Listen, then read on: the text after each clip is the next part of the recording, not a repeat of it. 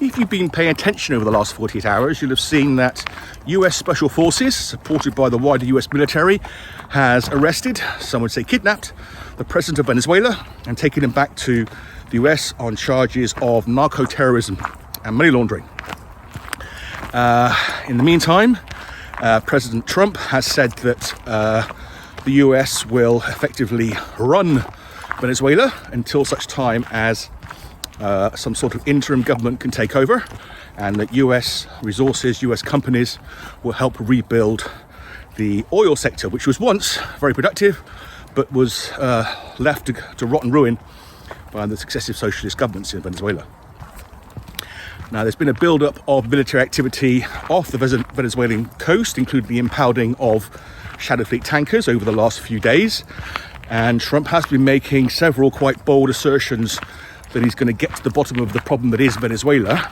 But even still, this came as a surprise and a shock to many people, and there have been lots of calls from international organizations, from foreign countries, particularly those in and around Latin America.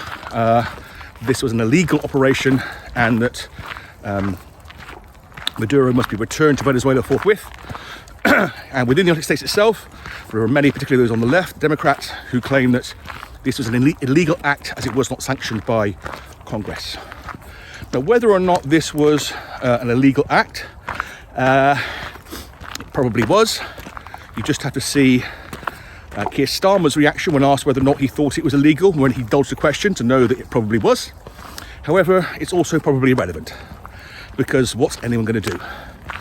When you're the most powerful nation on earth, if you decide you're going to ignore international norms, international law, it's not like anybody can come and arrest you, issue you a fine that you'll pay, or do anything really to stop what you're doing. This is very much a case of might is right as far as Donald Trump is concerned. And in the short term, that may well earn him a few plaudits from his base in the US, but medium to long term, that is dangerous. Now, whatever you think about Maduro, and let's face it, he's not a nice guy, and he's certainly been a terrible leader for his people, who are much poorer for the experience. When you start kidnapping foreign leaders and saying to hell with diplomatic norms and international law, what you do is give an excuse slip to anybody with an army to do the same. Right now in Europe, Ukraine is getting battered daily by Putin, and China looks across straight to Taiwan, at Taiwan, longingly wanting it back within the arms of Mother China. And they will see this as an excellent excuse to act without fear of sanction or opprobrium, because if the US can do it, why can't they?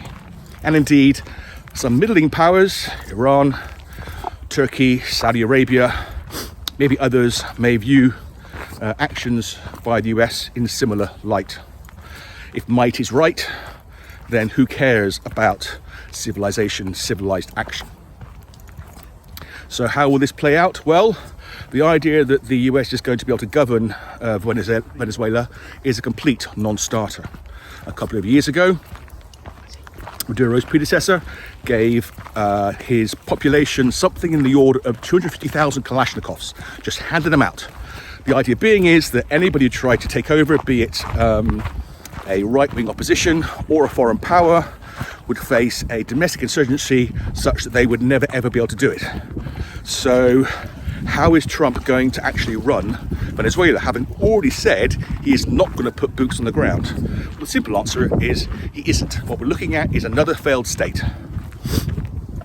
And in the long term, as other countries, particularly those in Latin America, worry about what this means for them, you may well see that American interests come under pressure. People are reluctant to give resources, give support to the US. And that leaves the question, will the next president, or indeed this one if it happens soon, flex those military muscles again? And will we see a domino effect of further military action to get what they want?